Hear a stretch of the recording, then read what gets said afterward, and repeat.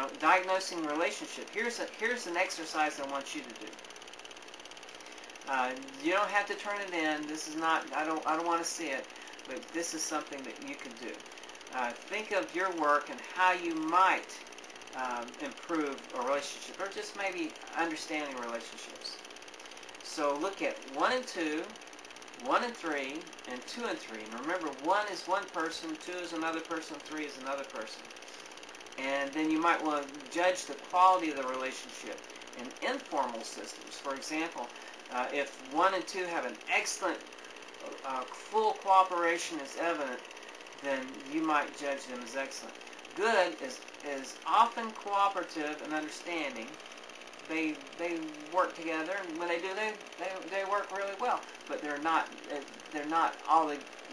excellent full cooperation. They just work together and enjoy it. Average is get by okay with some friction. There's some friction, and some friction's good, because if you're trying to create something that's never been created before, then friction and conflict is needed to do that. But you got to keep it on a technical level, and not a political level, and not a personal level. And we've talked about that before in other podcasts.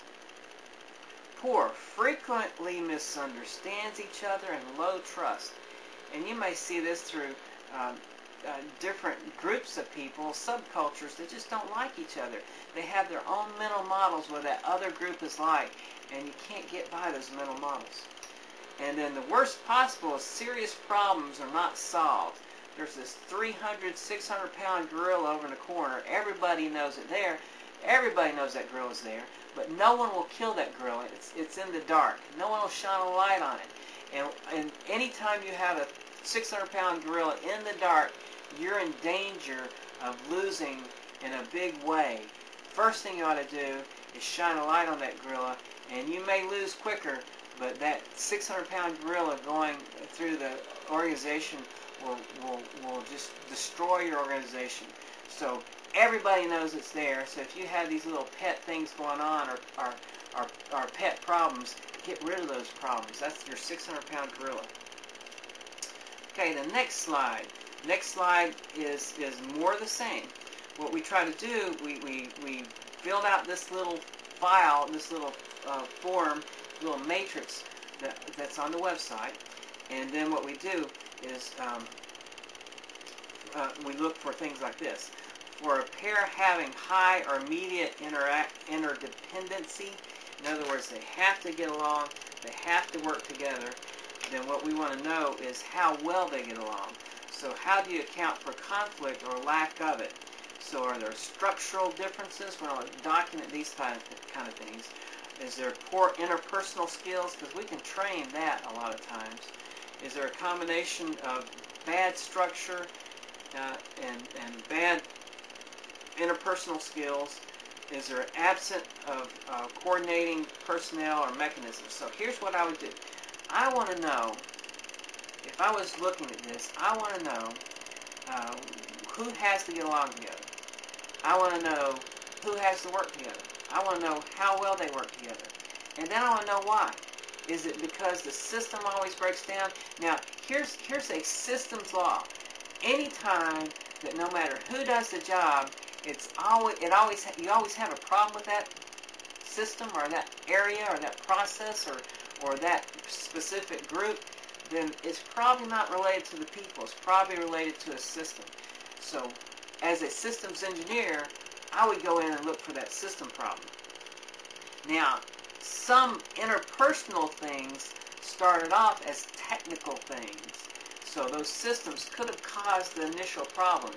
And sometimes the way people react to that, they make it a political problem. Some of those political problems, in other words, go over someone's head and get someone else involved and get groups of people involved, it becomes political and social.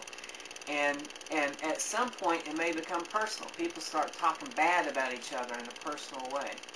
And it builds up, and so it's real hard to bring that back down, but you have to bring it down one step at a time. And we talked about conflict, and on this website we talked about conflict in different ways, but that is something to look at.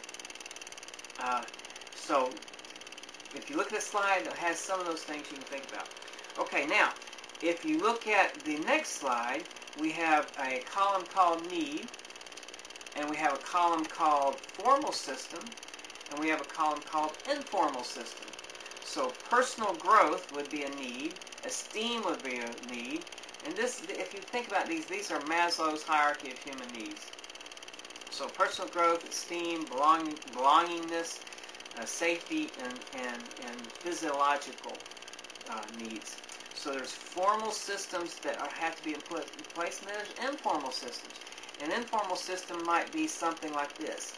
A formal system first. A formal system may be that you have a way to recognize people, and you have awards and different things. Informal system would be that the people in the culture support each other. And if you can build that, then that goes a long way. That goes a whole lot. That's more important than some of the formal systems. So anyway, that's the last slide, and that's all I'm going to talk about related to building relationships until I get another set of slides. So I hope you enjoyed that, and I will see you in the next podcast.